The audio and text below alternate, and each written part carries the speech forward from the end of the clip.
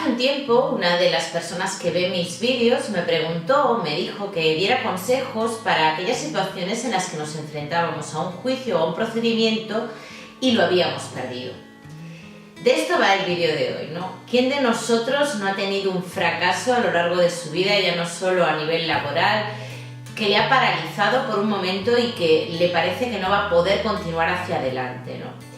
Esto también nos pasa a los abogados. De hecho, yo creo que una premisa fundamental para ser un buen abogado no es ganar, sino aprender a perder. Porque de hecho los abogados, a medida que nos enfrentamos a nuestra trayectoria profesional, pasan muchos casos por nuestras manos y algunos lógicamente se ganan, porque si no, no tendría mucho sentido continuar adelante con la profesión y no nos contrataría nadie, pero lamentablemente algunos de esos casos se pierden. Entonces, cuando eso sucede, los que somos abogados sabemos que hemos puesto muchas expectativas en ese procedimiento, lo hemos trabajado mucho, hemos alentado también a nuestro cliente y cuando ese golpe llega es muy complicado salir para adelante. Yo os voy a contar en este vídeo cómo lo hago yo, cómo lo he hecho yo cuando me he tenido que enfrentar a una situación así y espero que os pueda servir. Comenzamos.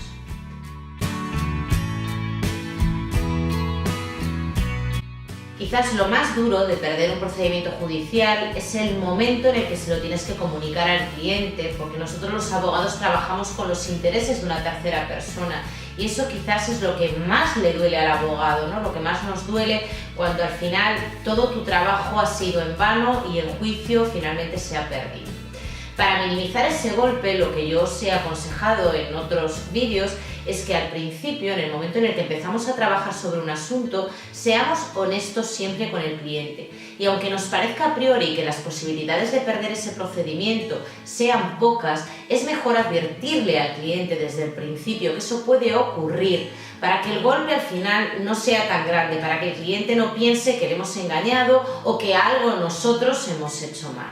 Una vez que tenemos esa sentencia desestimatoria en nuestras manos y ya se lo hemos comunicado al cliente, antes de plantearnos la posibilidad de recurrirla, a mí me parece que es el momento propicio para hacer una valoración global de ese procedimiento y ver qué es lo que ha ocurrido. Bien, si hemos planteado bien la demanda o no, si ha sido una cuestión de la valoración de la prueba que ha tenido el juez o si puede ser que hayamos cometido un error nosotros. Poner eso encima de la mesa y hacer una labor de crítica personal. Y no hay que confundir ser críticos con nuestro trabajo que ser crueles. ¿A qué me refiero? Lógicamente, cuando nos enfrentamos a un asunto, los abogados doy por hecho que la gran mayoría damos lo mejor de nosotros mismos. Nos hemos estudiado el tema, hemos hablado las veces que ha sido necesario con el cliente, hemos valorado todas las posibles estrategias para que finalmente esa pretensión sea estimatoria a nuestros intereses, pero también puede ser que hayamos cometido un error. Para ser buen abogado, como os decía al principio, es importante que aprendamos a perder, porque solo de esa manera vamos a poder conseguir ganar con posterioridad a medida que hemos ido aprendiendo de errores pasados. Es un momento clave, el momento en el que perdemos una sentencia, que perdemos un juicio, para valorar todo en conjunto y hacer, aparte de una labor de crítica, una labor de crecimiento profesional como abogados. Una vez que ya hemos visto todo eso, si hay posibilidades de recurrir, lógicamente lo vamos a recurrir y vamos a continuar adelante peleándolos, porque desde luego el hecho de que un juez nos haya dicho que no tenemos razón, siempre hay una instancia superior que puede entender ese procedimiento de la misma manera que lo hemos entendido nosotros.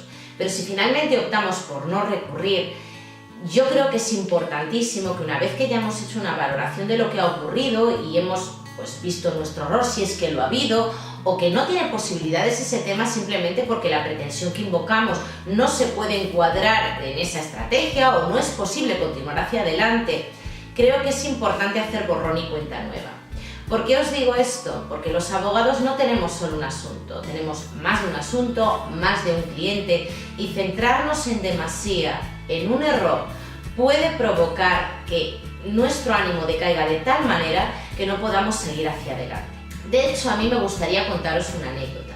Hace unos años yo llevé un procedimiento que se perdió, lógicamente, y se perdió porque, aunque yo pensaba que lo iba a ganar, de hecho yo lo pensaba porque, todo lo que yo tenía en mis manos desmontaba la pretensión del compañero, que era el demandante, ocurrió lo siguiente. el cliente me dio un documento que era la clave para ganar ese juicio.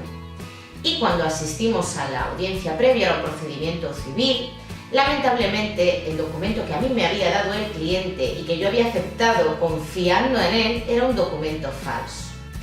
Lógicamente, imaginaros mi cara como abogado allí en el momento en el que yo pude averiguar que efectivamente se trataba de un documento falso.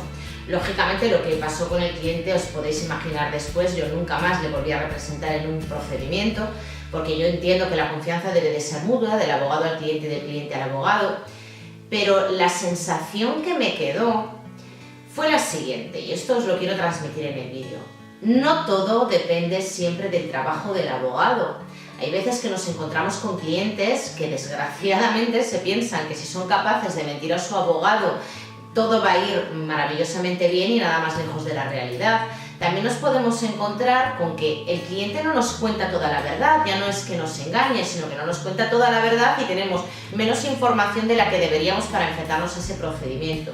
O también puede ocurrir que el juez tenga una visión totalmente diferente de la que tenemos nosotros. Ojo, eso no significa que sea ilegal o que no sea una sentencia ajustada a derecho, porque al final la valoración de la prueba la tiene el juez, no la tenemos nosotros. Y en ese caso, pues yo creo que sí que sería recomendable pues acudir a una segunda instancia y recurrir las veces que fuera necesario. Dicho esto y dando respuesta a aquel compañero que me preguntó cómo hacía yo para superar cuando un juicio estaba perdido, cuando había fracasado, entre comillas, ante un tribunal, la respuesta que le daría es hacer una valoración, lógicamente, de si ha habido un error por mi parte, valorar todas las posibilidades, aprender de ese error.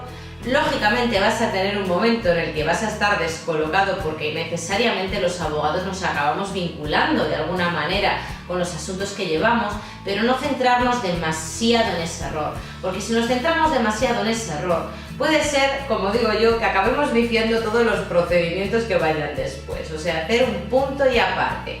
Ese tema está perdido, se recurre si se puede recurrir y los demás temas a pelearlos de la misma manera, no mezclar una cosa con otra, no vamos a llevar ya ser pájaros de mal agüero con el resto de los procedimientos que llevemos, porque entonces sí que ya no nos podríamos dedicar a esta profesión. Lógicamente tenemos que tener en cuenta que habrá procedimientos que se van a ganar, incluso aunque pensemos que no tienen muchas posibilidades, y otros que lamentablemente se perderán aunque a priori pensábamos que los íbamos a ganar. Y es que ahí está la labor del abogado, en eso consiste ser abogado, ¿no? En pelear hasta el final todo lo que sea peleable y ser capaz de superar y aprender lo que desgraciadamente por el camino muchas veces no hay forma de superar.